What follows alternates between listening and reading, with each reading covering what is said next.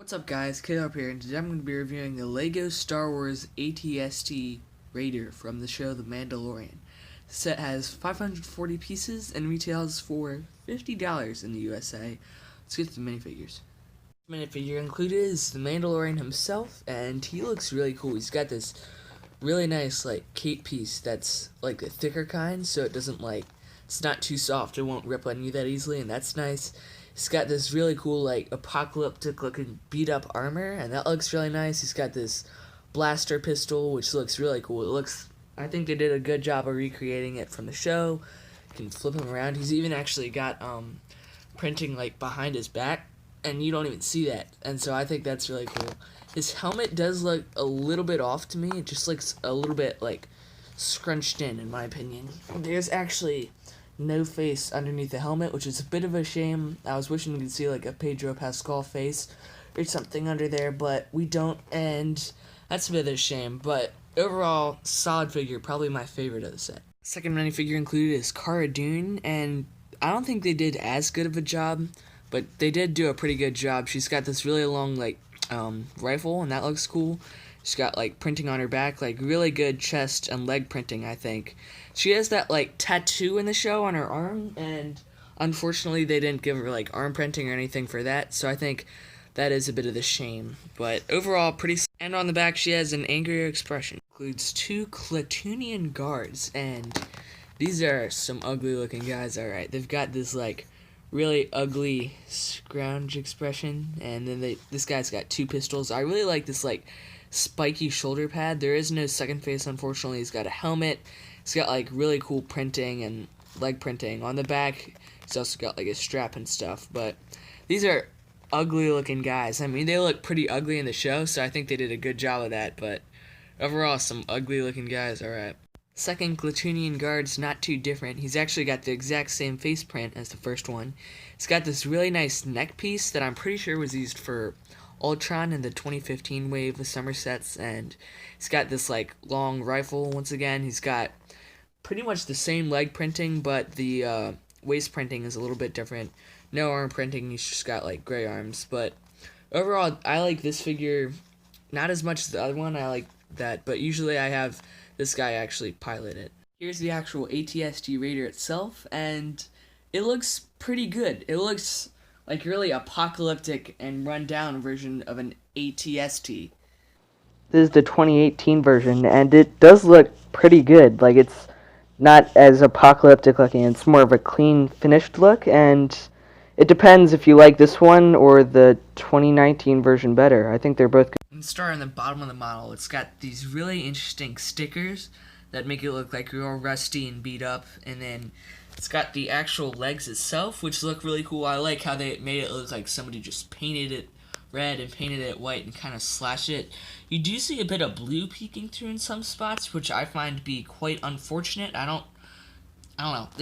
They could have made it in another color, I feel like, and it would have looked a lot better, and you wouldn't quite see this blue peeking through the ankle. So I think that part's a little bit unfortunate. On the right leg, you actually attach it with this pin here, and I really, really like how they made it look actually wires are sticking out of it. It's actually really beat up. They've got this pin kind of holding the feet in, and overall they did a pretty good job with the legs. It stands up on its own really, really well, and then the other side doesn't quite have the wires. This side looks a bit worse. I really like how they made the wires sticking out of that, though. That part looks really cool.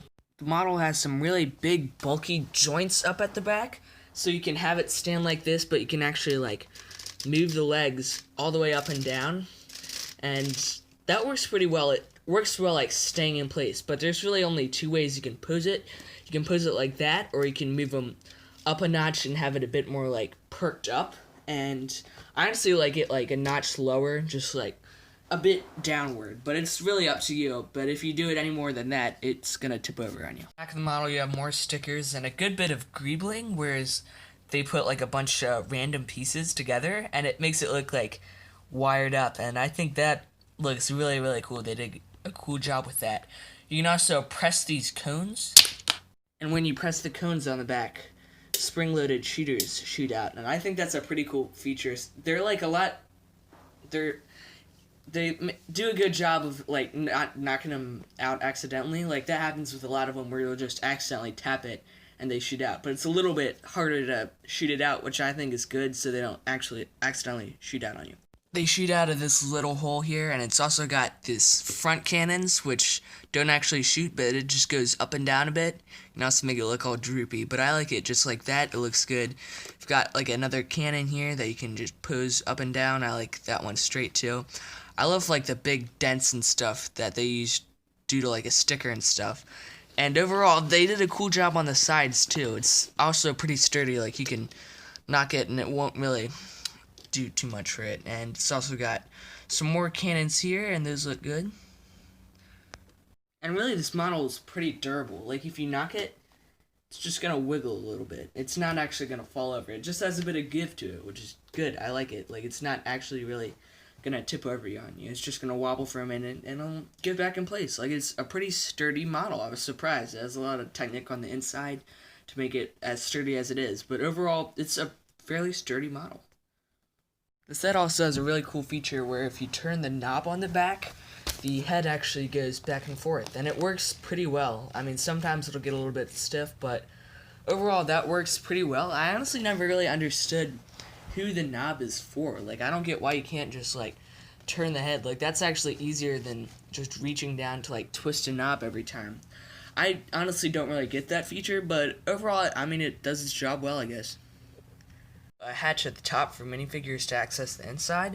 It even actually includes like a little bar there, so you can have one of your Plutonian guards sticking his head out and shooting people. And overall, that looks pretty cool. I like how he looks just sticking out of there. But if you want to get to the real interior of the set, you actually just have to pull the roof on up, and inside you have like a whole driver's seat with controls, and you can fit your guy in there, and you've even got a little pistol on the back.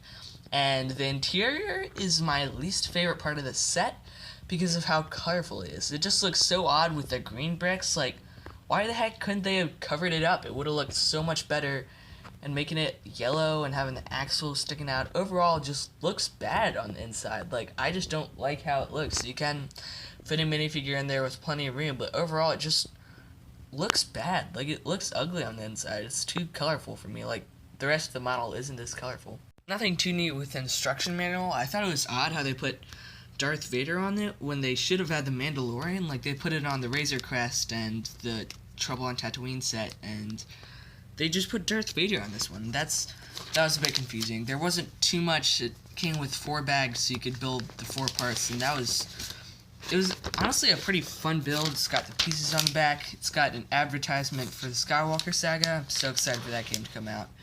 And then it's also got some of the other early 2020/late 2019 sets and all their minifigs that match them. I think that overall looks cool. So overall, pretty good instruction manual. So at the end of the day, should you buy the LEGO Star Wars AT-ST Mandalorian Raider? I would say, heck yes, go for it. The set's really cool. I would say get it if you're a big fan of the Mandalorian. The set is both like a good play set, and it does look kind of cool on display as more of like an apocalyptic walker. I don't know, it looks pretty cool on display, and anybody who watches The Mandalorian would probably recognize it. So overall, really solid model. I'm going to give it about an 82 out of 10. The interior is really, really bad. I don't like that interior at all. I don't get why they couldn't have made it normal looking, but overall, this is a really solid set, good deal for $50, and you should go pick it up. This is Caleb, signing off for now. See you later.